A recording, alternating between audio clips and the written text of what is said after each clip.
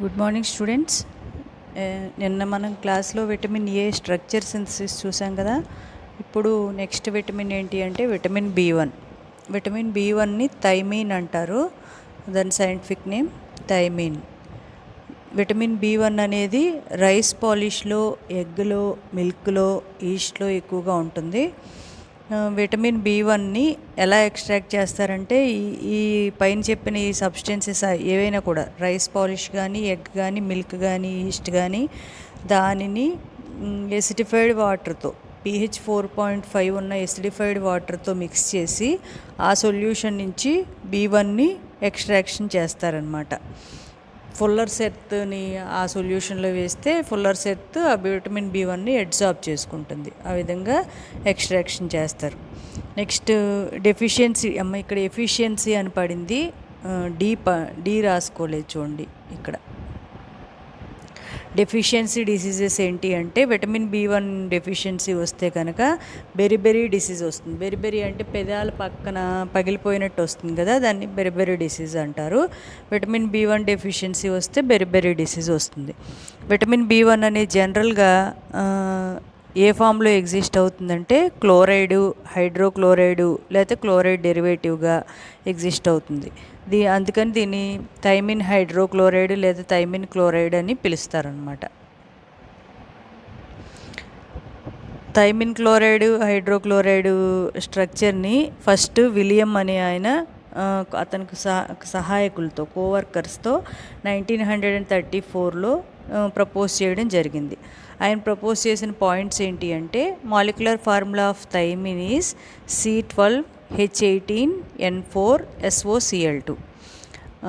దీన్ని ఈ విటమిన్ B1ని సోడియం సల్ఫైడ్తో ట్రీట్ చేస్తే, సల్ఫర్ డయాక్సైడ్తోనూ సోడియం సల్ఫైడ్తోనూ రూమ్ టెంపరేచర్ దగ్గర ట్రీట్ చేసినట్టయితే అది 2 పార్ట్స్గా డిసోసియేట్ అవుతుంది. అది కాంపౌండ్ ఏ, కాంపౌండ్ బి అన్నమాట.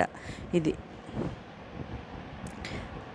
విటమిన్ B1 హైడ్రోక్లోరైడ్ని సోడియం సల్ఫైడ్తో సల్ఫ్యూరిక్ యాసిడ్ ప్రెజెన్స్లో కనుక ట్రీట్ చేస్తే 2 పార్ట్స్ వస్తాయి, కాంపౌండ్ ఏ, కాంపౌండ్ బి అన్నమాట.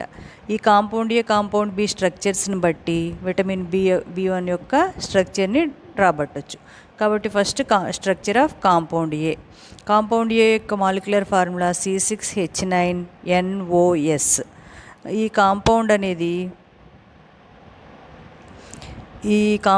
ఏ అనేది ఎక్కువగా బేసిక్ మీడియంలో ఉంటుంది, బేసిక్ నేచర్ కలిగి ఉంటుంది. అది కానీ నైట్రస్ యాసిడ్తో రియాక్షన్ జరపదన్నమాట. కాబట్టి దీనిలోని నైట్రోజన్ అనేది టెరిషరీ ఫామ్లో ఉంటుంది అని చెప్పొచ్చు. అంటే నైట్రోజన్ ఉంది, బేసిక్ నేచర్ ఉంది, కాకపోతే ఆ నైట్రోజన్ ఫ్రీగా లేదు, కాబట్టి టెరిషరీ ఫామ్లో ఉంది అని చెప్తారు. ఎక్స్ట్రా ఎలిమెంట్ నైట్రోజన్ టెరిషరీ ఫామ్లో ఉంది అని. అంతేకాకుండా ఈ కాంపౌండ్ ఏ అనేది మోనోక్లోరో డెరివేటివ్ ఇస్తుంది హైడ్రోక్లోరిక్ యాసిడ్తో మోనోక్లోరో డెరివేటివ్ ఇవ్వడం వలన ఇది 1 హైడ్రాక్సిల్ గ్రూప్ ఉంది అని తెలుస్తుంది. కాబట్టి హెట్రో యాటమ్ నైట్రోజన్ ఏమో టెరిషరీ ఎమీన్గా ఉంది, ఓ ఏమో హైడ్రాక్సిల్ గ్రూప్గా ఉంది. సల్ఫర్ ఎలా ఉంది? సల్ఫర్ ఈ కాంపౌండ్లో ఉన్న సల్ఫర్ ఏమో థయోజోల్ రింగ్లో ఉంది. ఎందుకని థయోజోల్ రింగ్లో ఉంది అని చెప్తామంటే అది ఏ టెస్ట్లోనూ పాల్గొనట్లేదు, అన్రియాక్టివ్గా ఉందన్నమాట. కాబట్టి యూవీ స్పెక్ట్రల్ ఎవిడెన్స్ ద్వారా ఈ సల్ఫర్ అనేది థయోజోల్ రింగ్లో ఉంది అని చెప్పారనమాట. ఇంకొకటి, కాంపౌండ్ ఏని నైట్రిక్ యాసిడ్తో కనుక రియాక్షన్ చేస్తే, ఆక్సిడేషన్ చేస్తే అది ఒక కాంపౌండ్ని ఇస్తుంది, దానికి ఎసిడిక్ నేచర్ ఉంటుందన్నమాట. కాబట్టి ఈ కాంపౌండ్ ఏ నుంచి వచ్చే నైట్రిక్ యాసిడ్తో వచ్చిన రియాక్షన్ని ఏమైనా ఐడెంటిఫై చేశారు? 4-methyl thiazole 5-carboxylic acid అని నేమింగ్ చేయడం జరిగింది. కాంపౌండ్ ఏకి ఈ కాంపౌండ్ ఏ నుంచి వచ్చిన దీనికి ఒక చిన్న డిఫరెన్స్ ఏంటి అంటే ఈ ప్లేస్ ఆఫ్ COOH గ్రూప్ ఒక్కటే తేడా ఉంది అనేది ఐడెంటిఫై చేయడం జరిగింది.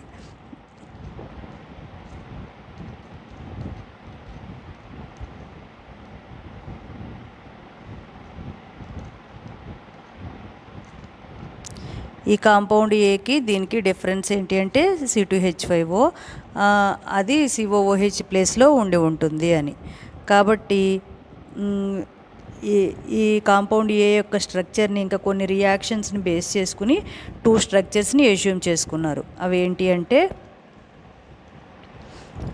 ఇది థయోజోల్ రింగ్ అనుకున్నాం కదా, సల్ఫర్. థయోజోల్ రింగ్ అంటే నైట్రోజన్ సల్ఫరు. థయోజోల్ రింగ్ ఉంటుంది, నైట్రోజన్ టెరిషరీ ఎమీన్గా ఉంటుంది, ఓ ఆల్కహాల్గా ఉంటుంది. ఇలా ఆ ఓ ఆల్కహాల్ అనేది ప్రైమరీ ఆల్కహాలా సెకండరీ ఆల్కహాలా రెండిట్లో ఏదైనా ఎగ్జిస్ట్ అవ్వచ్చని 2 అస్యూమ్ చేసుకున్నారు.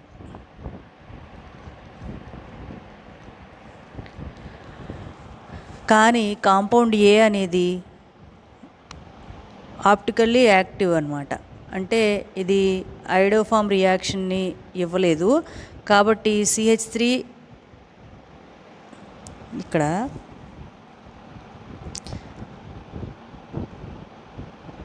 సెకండరీ ఆల్కహాల్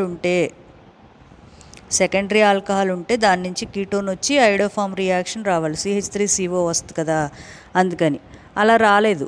ఇది ఐడోఫామ్ రియాక్షన్ని ఇవ్వలేదన్నమాట. కాబట్టి ఈ స్ట్రక్చర్ని రూల్ అవుట్ చేసేసి ఈ స్ట్రక్చర్ని తీసుకున్నారు. ఈ 2 అస్యూమ్ చేసుకున్నారు. ఈ వచ్చినటువంటి ఈ ప్రోడక్ట్ని బేస్ చేసుకుని దానికి కొంత యాడ్ చేసి ఈ స్ట్రక్చర్ని వేసుకున్నారు. ఈ 2 స్ట్రక్చర్స్లో ప్రైమరీ ఆల్కహాలా సెకండరీ ఆల్కహాలా అంటే సెకండరీ ఆల్కహాల్ అయితే కీటోఫామ్ వచ్చి దాని నుంచి హాలోఫామ్ రియాక్షన్ రావాలి. అది రాలేదు కాబట్టి ఈ స్ట్రక్చర్ని రూల్ అవుట్ చేసి ఈ స్ట్రక్చర్ని ఇచ్చుకోవడం జరిగిందనమాట. కాబట్టి కాంపౌండ్ ఏ యొక్క స్ట్రక్చర్ ఏంటి, ఇదన్నమాట. కాంపౌండ్ ఏ స్ట్రక్చర్ వచ్చింది.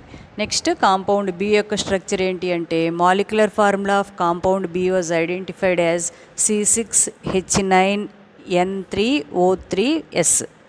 C6H9N3O3S. ఆ కాంపౌండ్ బి అనేది సోడియం హైడ్రాక్సైడ్తో రియాక్షన్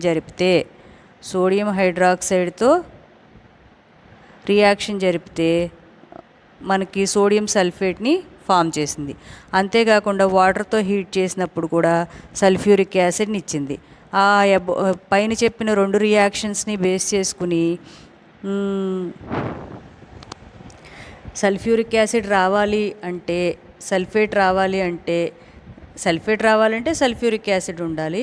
సల్ఫ్యూరిక్ యాసిడ్ రావాలి అంటే ఆ కాంపౌండ్లో SO3H గ్రూప్ ఉండాలి, సల్ఫోనిక్ యాసిడ్ గ్రూప్ ఉండాలి. కాబట్టి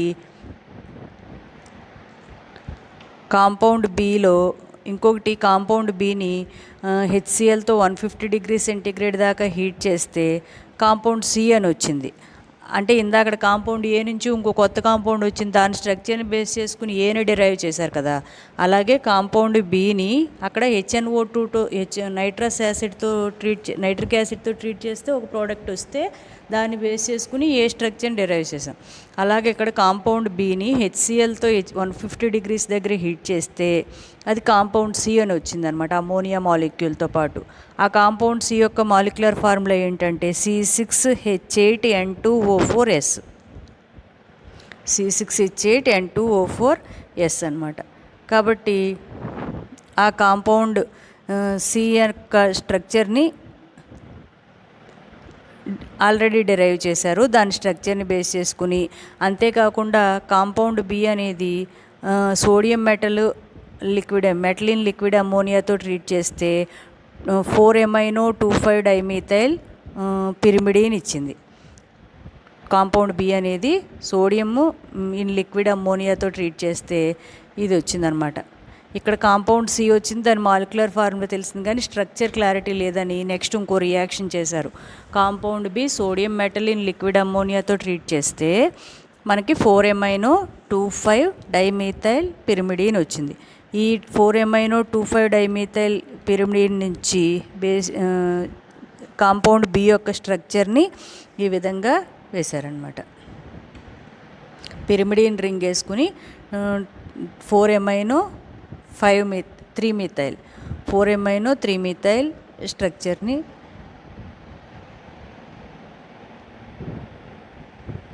సారీ 4-amino-2-methyl స్ట్రక్చర్ని వేసుకున్నారు అన్నమాట.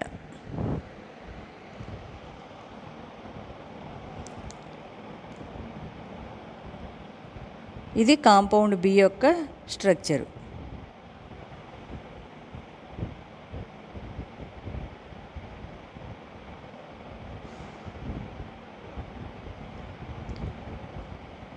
ఈ కాంపౌండ్ బిఏలో మనం ఇంతకుముందు చెప్పుకున్నాం కదా, సల్ఫ్యూరిక్ యాసిడ్ వచ్చింది, సల్ఫేట్ వచ్చింది అని. ఈ కాంపౌండ్ బిలో మనకి ఎక్కడ సల్ఫ్యూరిక్ యాసిడ్, సల్ఫేట్ కనపట్లేదు.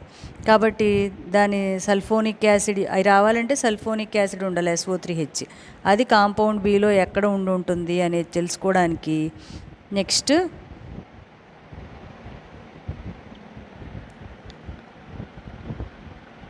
కాంపౌండ్ బిని సోడియం మెటల్ లిక్విడ్ అమ్మోనియాతో ట్రీట్ చేస్తే 4-amino 5-amino methyl 4-amino 5-amino methyl 2-methyl pyrimidine వచ్చింది. కాబట్టి ఈ రియాక్షన్ని బేస్ చేసుకుని 4-amino 5-amino ఈ పొజిషన్ దగ్గర మనకి ఇందాకడ 4-amino 3,5-dimethyl కూడా వచ్చింది. నెక్స్ట్ 4-amino 5-amino మిథైల్ కూడా వచ్చింది. ఈ రెండు ప్రోడక్ట్స్ని బేస్ చేసుకుని ఈ పొజిషన్ దగ్గర సల్ఫోనిక్ యాసిడ్ గ్రూప్ ఉంటుంది అని కాంపౌండ్ బిలో ఈ పొజిషన్ దగ్గర సల్ఫోనిక్ యాసిడ్ పెట్టి కాంపౌండ్ బి యొక్క స్ట్రక్చర్ని ఇవ్వడం జరిగిందనమాట. ఈ కాంపౌండ్ ఏని కాంపౌండ్ బిని ఎలా అటాచ్ చేయాలి, ఫైనల్గా థైమిన్ యొక్క స్ట్రక్చర్, విటమిన్ స్ట్రక్చర్ రాయడానికి ఆ రెండింటికి అటాచ్మెంట్ చేయడానికి కూడా ఇంతకుముందు రియాక్షన్ని యూజ్ చేసుకున్నారు. థైమిన్ని మెటల్ ఇన్ లిక్విడ్ అమ్మోనియాతో ట్రీట్ చేస్తే 4-amino 5-amino methyl 2-methyl pyrimidine వచ్చింది కదా. ఈ రెండిట్లో ఎక్కడ లింకేజ్ చేసుకున్నారంటే ఇది కాంపౌండ్ బి, కాంపౌండ్ ఏ ఈ పొజిషన్ దగ్గర లింకేజ్ వేసుకున్నారు ఈ నైట్రోజన్ రింగ్తో SO3H తీసేసి. ఓకేనా, ఇది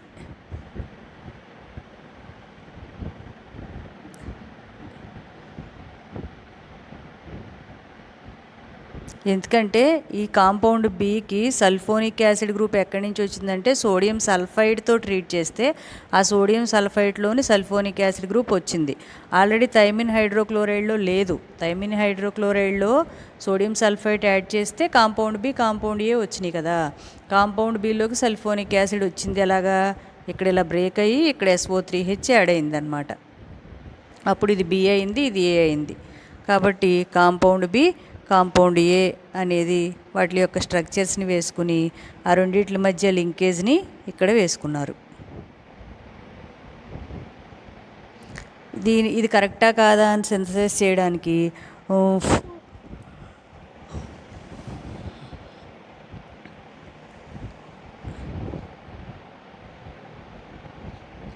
bromine derivative of compound B తీసుకున్నారు. Bromine derivative of compound B తీసుకుంటే అంటే హైడ్రోబ్రోమిక్ యాసిడ్ HBr యాడ్ చేస్తే ఈ కాంపౌండ్ బికి H2SO3 సల్ఫోనిక్ యాసిడ్ బయటికి వెళ్ళిపోయి CH2Br వచ్చిందనమాట. అప్పుడు కాంపౌండ్ బి యొక్క బ్రోమిన్ డెరివేటివ్ అవుతుంది. కాంపౌండ్ బి ఏంటి అసలు, ఇది NH2CH3 CH2SO3H కదా, దీనికి HBr యాడ్ చేశారు. అప్పుడు Br ఇక్కడికి వచ్చి SO3H H2SO3గా బయటికి వెళ్ళిపోయాయి. కాబట్టి bromine derivative of compound B తీసుకున్నారు. నెక్స్ట్ కాంపౌండ్ ఏ తీసుకున్నారు యాజ్ ఇట్ ఈస్గా. ఈ రెండిట్ల మధ్య రియాక్షన్ చేస్తే ఈ బ్రోమిన్ అనేది బయటికి వెళ్ళిపోతుంది. ఈ బ్రోమిన్ ద్వారా అంటే ముందు లోన్ పేర్ నైట్రోజన్ మీద ఉన్న లోన్ పేర్ ఆఫ్ ఎలక్ట్రాన్స్తో బ్రోమిన్ లింక్ అవుతుంది. నైట్రోజన్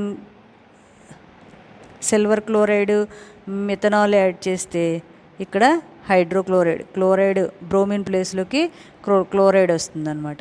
అందుకనే దీన్ని హైడ్రోక్లోరైడ్ అంటారు, థైమిన్ హైడ్రోక్లోరైడ్ అంటారు కదా. నైట్రోజన్ మీద ఉన్న లోన్ పేర్ ఆఫ్ ఎలక్ట్రాన్స్ క్లోరిన్తోనూ ఎమీన్ హైడ్రోక్లోరైడ్ గాను ప్రొటెక్టివ్గా ఉంటుందన్నమాట. థైమిన్ అనేది ఫ్రీగా ఈ NH2 ఫ్రీగా ఈ N ఫ్రీగా ఉండదు. ఎందుకంటే అవి వేరే వాళ్ళతో రియాక్ట్ అయిపోయే ఛాన్స్ ఉంది. కాబట్టి క్లోరిన్ ఇక్కడ ప్రొటెక్షను, HCl ఇక్కడ ప్రొటెక్షన్ ఉంటుంది. కాబట్టి థైమిన్ హైడ్రోక్లోరైడ్గానే చూస్తాము. అది కాంపౌండ్ బి యొక్క బ్రోమిన్ డెరివేటివ్ తీసుకున్నారు, కాంపౌండ్ ఏ తీసుకున్నారు. రెండింటిని యాడ్ చేస్తే ఈ బ్రోమిన్ అనేది నైట్రోజన్ మీదకి వెళ్ళి CH2 ద్వారా నైట్రోజన్ లింక్ అయింది. ఈ బ్రోమిన్ అనేది నైట్రోజన్ మీద తీసేయడానికి AgCl యాడ్ చేస్తే AgCl HCl యాడ్ చేస్తే H2O యాడ్ చేస్తే ఇక్కడ బ్రోమిన్ ప్లేస్లోకి Cl వచ్చింది. బ్రోమిన్ ప్లేస్లోకి Cl వచ్చింది. అలాగే NH2HBr కూడా NH2HCl అయింది. కాబట్టి ఎమీన్ గ్రూప్ కూడా ప్రొటెక్షన్ అయింది, టెరిషియరీ ఎమీన్ గ్రూప్ కూడా ప్రొటెక్షన్ అయింది. దీన్ని థైమిన్ హైడ్రోక్లోరైడ్ అంటారు. ఇది థైమిన్ హైడ్రోక్లోరైడ్ యొక్క సింథసిస్. ఓకే, విటమిన్ B1 ఏముండదు. విటమిన్ B1 అనేది beriberi deficiency disease, beriberi disease వస్తుంది. దాన్ని యొక్క స్ట్రక్చర్ని విలియం ఫస్ట్ ప్రపోజ్ చేశారు. ఆ స్ట్రక్చర్ రావడానికి ఏంటి అంటే దాన్ని సోడియం సల్ఫైడ్తో ట్రీట్ చేసినప్పుడు కాంపౌండ్ ఏ, కాంపౌండ్ బి వచ్చినాయి. కాంపౌండ్ ఏ యొక్క స్ట్రక్చర్ నుంచి, కాంపౌండ్ బి యొక్క స్ట్రక్చర్ నుంచి థైమిన్ యొక్క స్ట్రక్చర్ని డిరైవ్ చేయడం జరిగింది. దాన్ని సింథసిస్ చేయడానికి కూడా bromine derivative of hydrobromide derivative of compound B తీసుకుని దానికి కాంపౌండ్ ఏ యాడ్ చేసి దాని నుంచి సిల్వర్ క్లోరైడ్ వాటర్ యాడ్ చేస్తే థైమిన్ హైడ్రోక్లోరైడ్ సింథసైజ్ అవుతుంది. ఓకే.